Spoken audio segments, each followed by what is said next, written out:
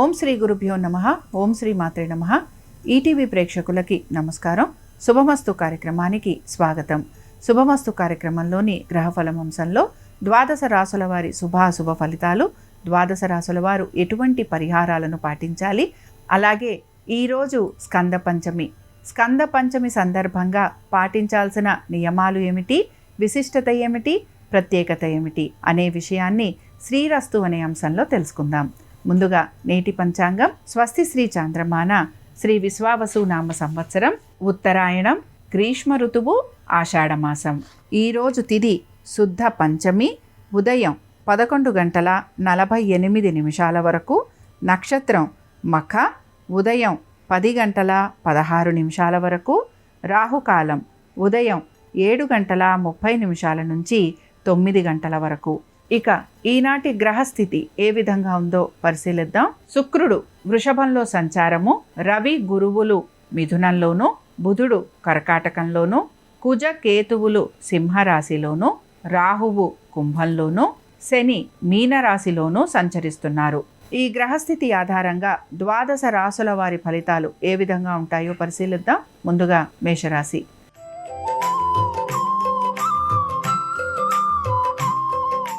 మేషరాశి వారు ఈరోజు వీరి యొక్క సంతానం గురించి ఎక్కువగా ఆలోచన చేస్తూ ఉంటారు. అలాగే వారి యొక్క అభివృద్ధి గురించి కూడా మీరు అనేక మార్పులు చేర్పులు చేసుకుంటూ ముందుకు వెళుతూ ఉంటారు. ఉద్యోగానికి సంబంధించి, అలాగే వీరి యొక్క వ్యాపారానికి సంబంధించి కూడా మార్పులు చేసుకుంటూ ముందుకు వెళ్ళే ప్రయత్నాలు చేస్తూ ఉంటారు. ముఖ్యంగా ఉద్యోగస్తులకి ఉద్యోగానికి సంబంధించి ఒత్తిడికి గురవటం, అలాగే అనుకోకుండా హఠాత్తుగా వీరికి ఉపాధి అవకాశాలు కోల్పోయే పరిస్థితులు కూడా వీరికి కనపడుతూ ఉంటాయి. కాబట్టి ఈరోజు కొంత జాగ్రత్తగా ఉండాలి. అలాగే నెమ్మదిగా పనులు పూర్తి చేసుకోవడానికి ప్రయత్నించాలి. తొందరపాటు నిర్ణయాల వలన ఇబ్బందికి గురవుతూ ఉంటారని గ్రహించాలి. అలాగే వీటన్నిటితో పాటు భూ సంబంధంగా మీకు ఎటువంటి ఇబ్బందులు ఉన్నా వాటికి సంబంధించి మీరు నష్టపోయే అవకాశాలు ఎక్కువగా ఉంటాయని కూడా గ్రహించాలి. ఈ రాశి వారు ఈరోజు సుబ్రహ్మణ్య స్వామి వారి అష్టోత్తరం చదవటం, వినటం, స్వామివారి దర్శనం వీరికి మంచి ఫలితాలను కలిగిస్తుంది. అనుకూలించే దిక్కు నైరుతి, కలిసొచ్చే రంగు పసుపు, అదృష్ట సంఖ్య 4.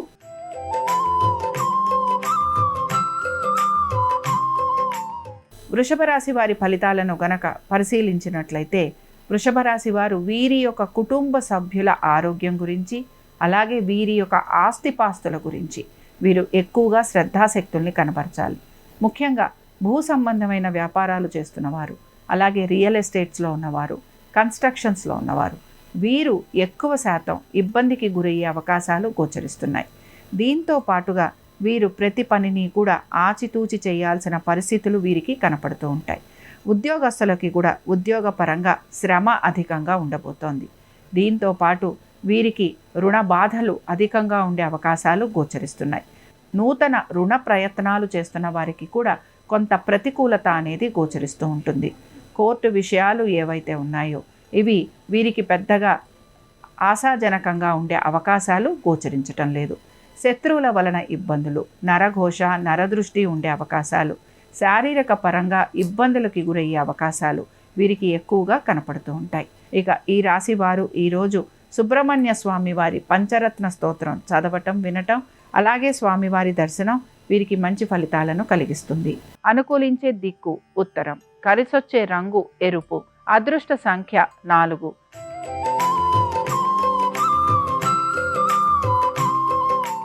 మిథున రాశి వారి ఫలితాలను గనక పరిశీలించినట్లయితే, మిథున రాశి వారు మాత్రం ఈరోజు ముఖ్యంగా వీరి యొక్క కోర్టు విషయాలు, శత్రువుల వలన ఇబ్బందులు, అనారోగ్యము, రుణ బాధలు వీటి మీదే వీరు ఎక్కువగా శ్రద్ధాశక్తుల్ని కనబరుస్తూ ఉంటారు. సంతానానికి సంబంధించి పెద్దగా మార్పులు అనేవి ఏవి కూడా గోచరించటం లేదు. దీంతో పాటు మీరు గనక ఉద్యోగ ప్రయత్నాలు చేస్తున్నా, లేకపోతే ఉద్యోగంలో మార్పుల కోసం ప్రయత్నం చేస్తున్నా ఆ విషయాలలో మీకు సానుకూలత అనేది కనపడుతుంది. ఇక వ్యాపారస్తులకి వ్యాపారపరంగా అనుకూలత అనేది గోచరిస్తోంది. ఈ రాశి వారు ఈరోజు ఎటువంటి పెట్టుబడులు పెడుతున్నా వీరికి ఆశాజనకంగా ఉంటుందని చెప్పుకోవచ్చు. ఈ రాశికి చెందిన స్త్రీలు వీరి యొక్క ఆర్థిక విషయాలపైన వీరు జాగ్రత్త వహిస్తూ ముందుకు వెళ్తారు. ఖర్చులు అధికంగా ఉండే అవకాశాలు గోచరిస్తున్నాయి. దీంతో పాటు మీ సంతానం గురించి, వారి ఆరోగ్యం గురించి మీరు జాగ్రత్తలు తీసుకోవాలి. ఇక ఈ రాశి వారు ఈరోజు సుబ్రహ్మణ్య స్వామి వారి భుజంగ స్తోత్రం చదవటం, వినటం, స్వామివారి దర్శనం వీరికి మంచి ఫలితాలను కలిగిస్తుంది. అనుకూలించే దిక్కు నైరుతి, కలిసొచ్చే రంగు తెలుపు, అదృష్ట సంఖ్య 9.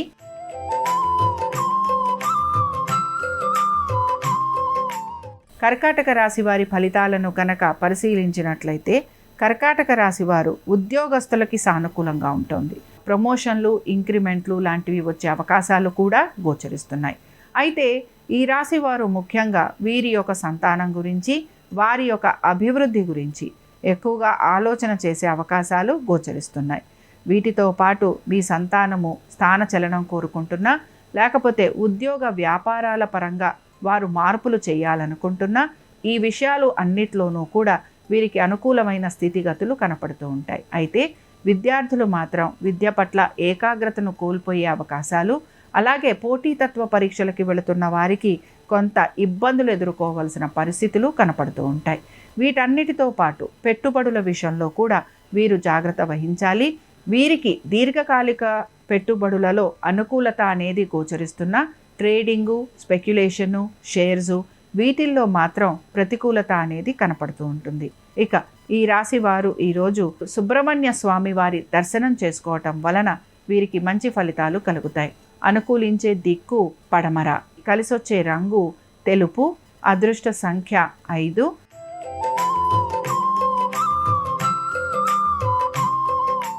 సింహరాశి వారు కూడా ఈరోజు ప్రత్యేకించి వారి యొక్క సంతానం గురించి వీరు శ్రద్ధాశక్తుల్ని కనపరచాల్సిన పరిస్థితులు వీరికి కనపడుతూ ఉంటాయి. ముఖ్యంగా మీ సంతానం గురించి, వారి యొక్క ఆరోగ్యం గురించి మీరు జాగ్రత్తలు తీసుకోవాలి. అలాగే వారి యొక్క విద్య, ఉద్యోగ వ్యాపారాలపైన కూడా మీరు కొంత ప్రత్యేక శ్రద్ధను కనబరుస్తూ ఉండాలి. భూ సంబంధమైన వ్యవహారాలు ఏవైతే ఉంటాయో ఆ విషయాలలో మీకు కొంత ఇబ్బంది అనేది ఎదురవుతూ ఉంటుంది. లిటిగేషన్లకి సంబంధించి కోర్టు విషయాలు ఏవైతే ఉంటాయో వీటికి సంబంధించి కూడా మీకు కొంత ప్రతికూలత అనేది కనపడుతూ ఉంటుంది. జీవిత భాగస్వామికి సంబంధించి వారి యొక్క ఉద్యోగం గురించి, ఆర్థిక స్థితిగతుల గురించి, అలాగే వారి ఆరోగ్యం గురించి మీరు ప్రత్యేక శ్రద్ధను కనపరచాలి. ఇక ఈ రాశికి చెందిన స్త్రీలు ప్రతి విషయంలోనూ కూడా జాగ్రత్త వహించాలి. తొందరపాటు నిర్ణయాల వలన ఇబ్బందికి గురవుతారని గ్రహించాలి. ఆరోగ్యానికి సంబంధించి జాగ్రత్తలు గనక తీసుకోకపోతే వీరు ఇబ్బందికి గురయ్యే అవకాశాలు ఉంటాయని కూడా గ్రహించాలి. ఇక ఈ రాశి వారు ఈరోజు సుబ్రహ్మణ్య స్వామి వారి కవచ స్తోత్రం చదవటం, వినటం, అలాగే స్వామివారి దర్శనం వీరికి మంచి ఫలితాలను కలిగిస్తుంది. అనుకూలించే దిక్కు ఆగ్నేయం, కలిసొచ్చే రంగు ఎరుపు, అదృష్ట సంఖ్య 5.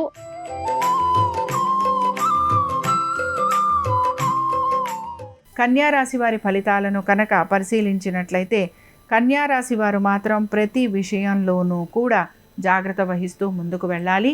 మీరు చేస్తున్న ప్రయత్నాలు ఏవైతే ఉన్నాయో అవి మీకు సానుకూలమైన పరిస్థితులని ఇవ్వకపోవటం వలన మీరు కొంత నిరాశకైతే గురవుతూ ఉంటారు. ప్రతి పనిని 1-2 సార్లు చేయాల్సిన పరిస్థితులు మీకు గోచరిస్తూ ఉంటాయి. అన్నదమ్ములతోటి ఆస్తి వివాదాలు వచ్చే అవకాశాలు ఎక్కువగా ఉంటాయి. వారి కోసమని మీరు రుణాలు తీసుకునే ప్రయత్నం చేయటం కానీ, లేదా వారి నిమిత్తం మీరు వారి యొక్క రుణాలను తీర్చే ప్రయత్నం కూడా మీరు కొనసాగించే అవకాశాలు ఎక్కువగా ఉంటాయి. తల్లిదండ్రుల ఆరోగ్యం గురించి జాగ్రత్త వహించాలి.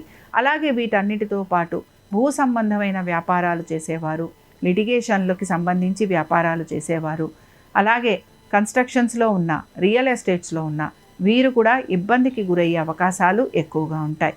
ఈ రాశి వారు ఈరోజు షణ్ముఖాష్టకం చదవటం, వినటం, అలాగే స్వామివారి దర్శనం వీరికి మంచి ఫలితాలను కలిగిస్తుంది. అనుకూలించే దిక్కు వాయువ్యం, కలిసొచ్చే రంగు నీలము, అదృష్ట సంఖ్య 7.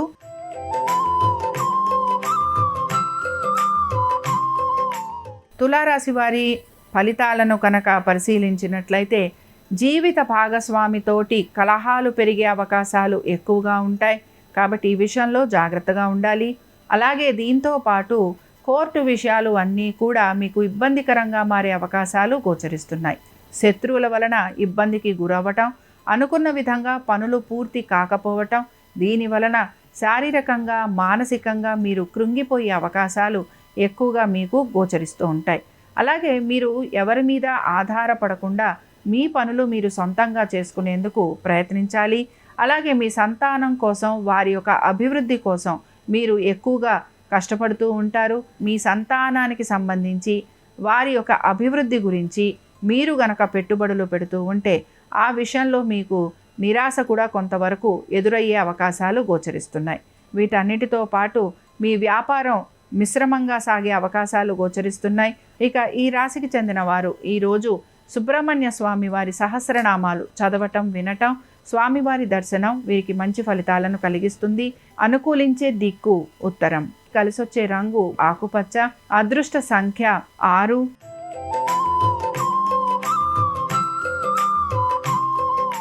వృశ్చిక రాశి వారి ఫలితాలను గనక పరిశీలించినట్లయితే వృశ్చిక రాశి వారు మాత్రం వీరి యొక్క ఉద్యోగ వ్యాపారాల పరంగా వీరికి అనుకూలత. మీ సంతానం ఆరోగ్యం గురించి జాగ్రత్త వహించాలి. అలాగే విద్యార్థులకి చదువు పట్ల ఏకాగ్రత లోపించే అవకాశాలు గోచరిస్తున్నాయి. దీంతో పాటు పెట్టుబడుల విషయంలో కూడా మీరు ఆర్థికంగా మీరు ఆశించిన విధంగా పురోగతి లేకపోవటం మీకు కొంత నిరాశను గురి చేస్తూ ఉంటుంది. అయితే మీకు వృత్తిపరంగా మంచి గుర్తింపు లభించే అవకాశాలు గోచరిస్తున్నాయి.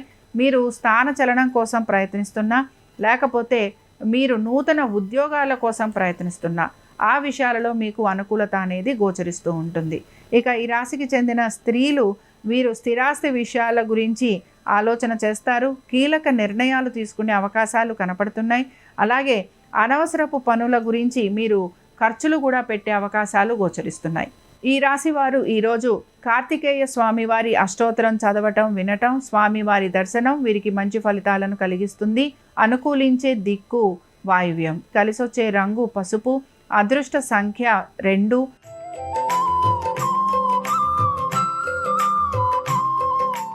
ధనురాశి వారి ఫలితాలను కనుక పరిశీలించినట్లయితే ధనురాశి వారికి మాత్రం వీరు ప్రతి విషయంలోనూ జాగ్రత్త వహించాలి. అయితే ముఖ్యంగా పాత బాకీలు ఏవైతే ఉన్నాయో వాటిని తీర్చే ప్రయత్నం అయితే చేస్తూ ఉంటారు.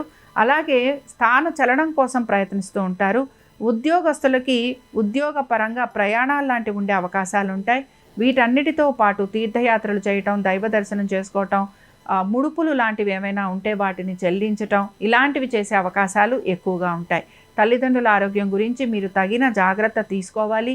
అలాగే మీ తల్లిదండ్రుల ఒక స్థిరాస్తి వ్యవహారాలపైన కూడా మీరు కొంత శ్రద్ధాశక్తుల్ని చూపిస్తూ ఉంటారు.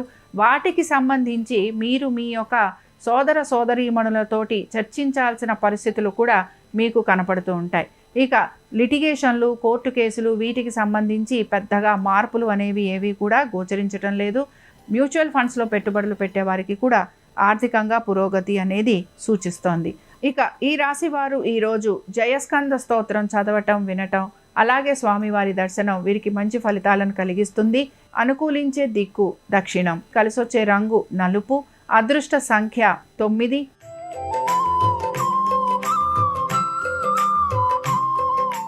మకర రాశి వారి ఫలితాలను కనుక పరిశీలించినట్లయితే మకర రాశి వారికి ఆర్థిక పరమైన విషయాలు, కుటుంబ సభ్యులతోటి ఇబ్బందులు ఎదుర్కొనే పరిస్థితులు వీరికి గోచరిస్తూ ఉంటాయి. ముఖ్యంగా మీ తల్లిగారి ఆరోగ్యం గురించి జాగ్రత్త వహించాలి. దీంతో పాటు స్థిరాస్తి వ్యవహారాల గురించి కూడా తగు జాగ్రత్తలు తీసుకోవాలి. మీరు గనక మీ స్థిరాస్తికి సంబంధించి, అమ్మకాలకి సంబంధించి గనక మీరు ప్రయత్నం చేస్తూ ఉంటే దానిలో మీకు ఆలస్యం కలిగే అవకాశాలు గోచరిస్తూ ఉంటాయి. అలాగే స్థిరాస్తి వ్యవహారాలలో ముఖ్యంగా కోర్టు కేసులు లాంటివి గనక ఉంటే అవి కూడా మీకు కొంత జాప్యం అయ్యే అవకాశాలు గోచరిస్తున్నాయి. మీరు ఆశించిన విధంగా పనులేవి పూర్తి కాకపోవటం, కుటుంబ సభ్యుల ఒక సహాయ సహకారాలు మీకు అందకపోవటం, అలాగే మీ కుటుంబ సభ్యుల ఒక విద్య, ఉద్యోగ, వ్యాపారాల గురించి మీరు ప్రత్యేక శ్రద్ధ కనపరచాల్సిన పరిస్థితులు కూడా మీకు కనపడుతూ ఉంటాయి. ఈ రాశి వారు మాత్రం ఈరోజు సుబ్రహ్మణ్య స్వామి వారి భుజంగ స్తోత్రం చదవటం, వినటం, స్వామివారి దర్శనం వీరికి మంచి ఫలితాలను కలిగిస్తుంది. అనుకూలించే దిక్కు తూర్పు. కలిసొచ్చే రంగు ఎరుపు. అదృష్ట సంఖ్య 1.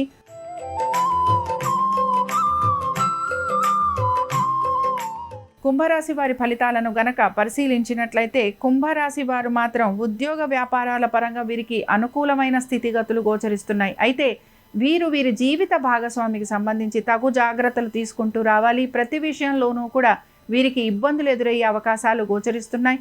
దీంతో పాటు మీ యొక్క వ్యాపార పరంగా భాగస్వామ్యంలో ఉన్న వారితోటి కూడా ఇబ్బందులు ఎదుర్కొనే పరిస్థితులు అనేవి మీకు గోచరిస్తూ ఉంటాయి. నూతన వ్యాపారం కోసం ప్రయత్నం చేస్తున్న వారికి అంత ఆశాజనకంగా లేదు. రుణాలకి సంబంధించి ఎక్కువగా ఒత్తిడికి గురయ్యే అవకాశాలు గోచరిస్తున్నాయి.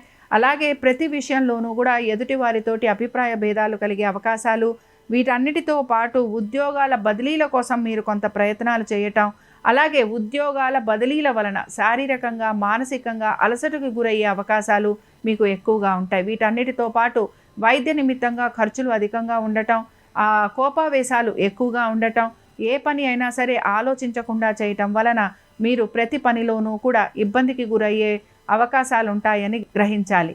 ఇక ఈ రాశి వారు ఈరోజు సుబ్రహ్మణ్య స్వామి వారి సహస్రనామాలు చదవటం, వినటం, స్వామివారి దర్శనం వీరికి మంచి ఫలితాలను కలిగిస్తుంది. అనుకూలించే దిక్కు ఈశాన్యం, కలిసొచ్చే రంగు నీలము, అదృష్ట సంఖ్య 7.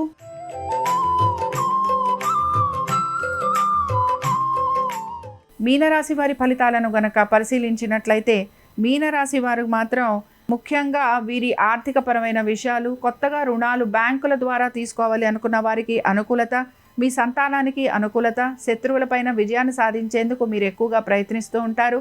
పాత రుణాలు తీర్చడం కోసం కొత్త రుణాలు తీసుకోవాల్సిన పరిస్థితులు, ఉద్యోగ వ్యాపార పరంగా అధిక ఒత్తిళ్లకి గురయ్యే అవకాశాలు, ఉద్యోగస్తులు వారి ఉన్నతాధికారులకి సమాధానం చెప్పుకోవాల్సిన పరిస్థితులు, బదిలీలు లాంటివి ఉండటం, అలాగే స్థాన చలనం వలన, బదిలీల వలన శారీరకంగా మానసికంగా మీరు ఇబ్బందికి గురయ్యే అవకాశాలు కూడా గోచరిస్తున్నాయి.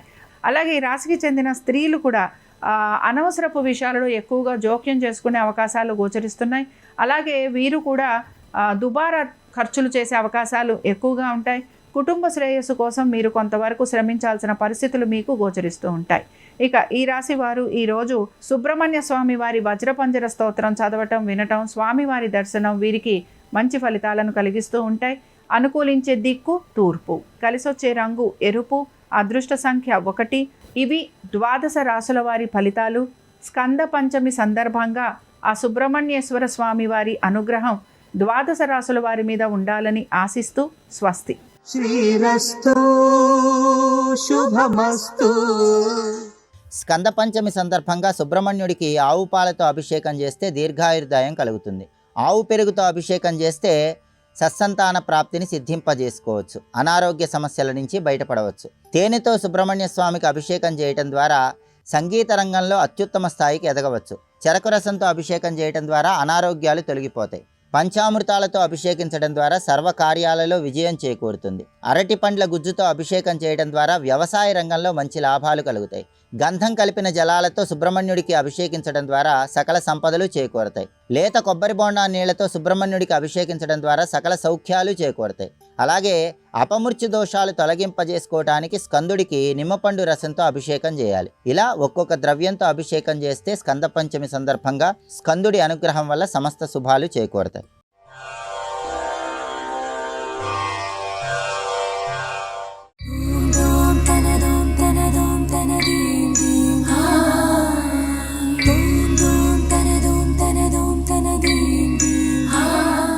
ఐదో శ్లోకం.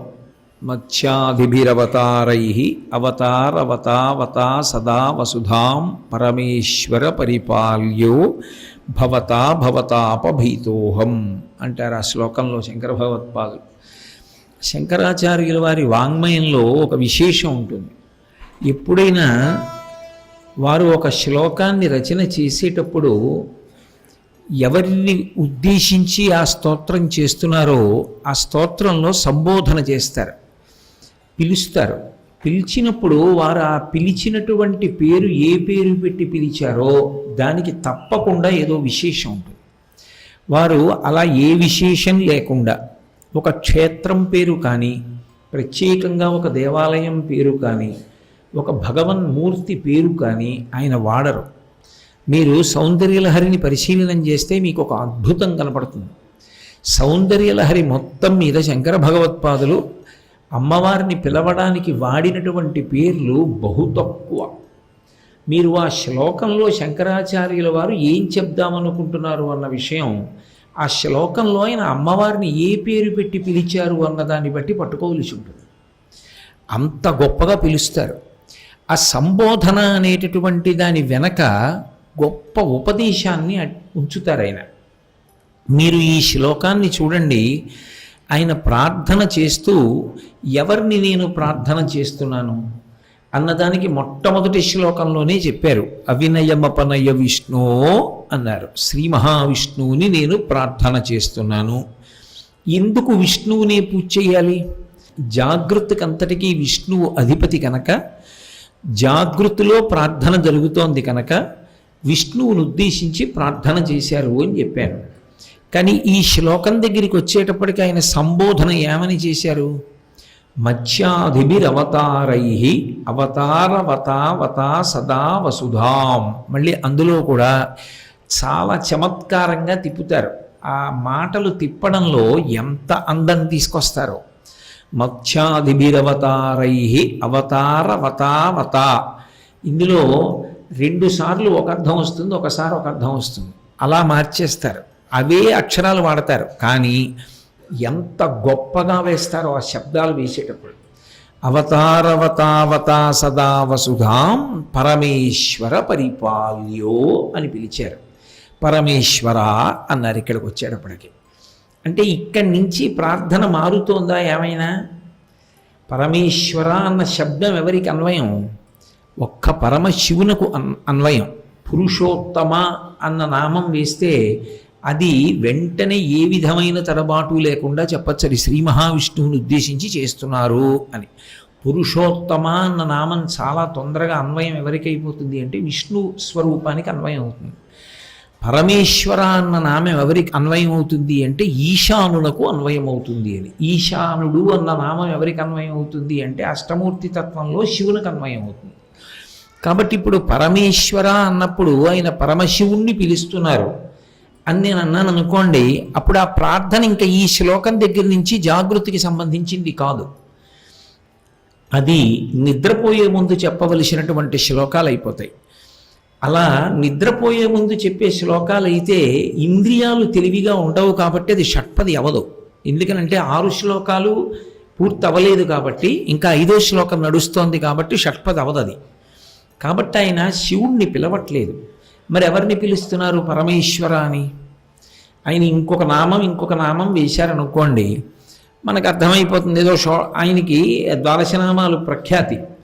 కేశవ, నారాయణ, ముకుంద, మాధవ, అచ్యుత, గోవింద, జనార్దన, హరి, శ్రీకృష్ణ, అచ్యుత, ఇటువంటి నామాలు ఏమైనా వేస్తే విష్ణువేనండి అనొచ్చు. కాదు, పరమేశ్వర పరిపాల్యో అంటున్నారు. అంటే పరమేశ్వరుడు అంటే నిస్సందేహంగా పరమశివుడికి అన్వయం. మరి విష్ణు అని ప్రారంభం అంటే శంకరులు ఈ ప్రార్థన యందు చెప్పకుండానే తన శిష్యులకందరికీ ఒక మాట చెప్తున్నారు. వారు అద్వైత సిద్ధాంతావలంబకులు. ఉన్నది ఒక్కటే పదార్థం. ఆ ఒక్క పదార్థం ఆయా సందర్భాల్ని బట్టి ఆయా రూపాల్ని పొందుతూ ఉంటుంది.